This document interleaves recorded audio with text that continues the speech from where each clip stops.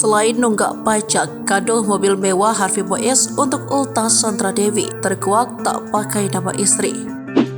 Ingat momen Harvey Boaz memberi hadiah mobil mewah Rolls-Royce saat ulang tahun Sandra Dewi? Kini mobil tersebut tengah jadi perbincangan karena diduga telat bayar pajak. Kehidup mewah artis Sandra Dewi jadi sorotan setelah suaminya Harvey Boaz menjadi tersangka korupsi PT Timah Tbk periode 2015 hingga 2022. Setelah Harvey Boaz tersandung korupsi Timah, terungkap sejumlah fakta di balik gaya mewah Sandra Dewi, termasuk mobil Rolls-Royce tersebut.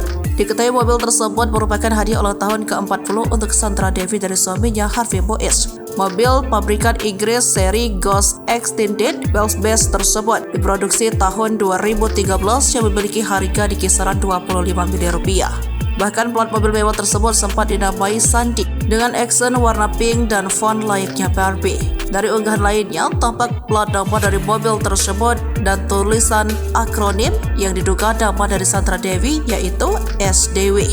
Ternyata mobil dengan kapasitas 6.592 cc itu telah menunggak pajak sejak 4 Maret 2023 lalu.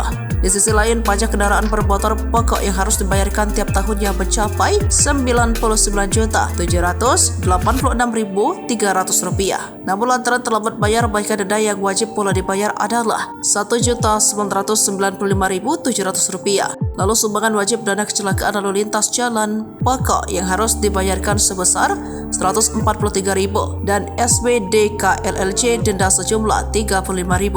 Sehingga total pajak yang harus dibayar mencapai Rp101.960.000. Kemudian ada hal yang cukup janggal di mana mobil mewah tersebut ternyata bukan dimiliki atas nama Harvey Boaz maupun Sandra Dewi. Berdasarkan informasi tertera, mobil tersebut atas nama sebuah perusahaan.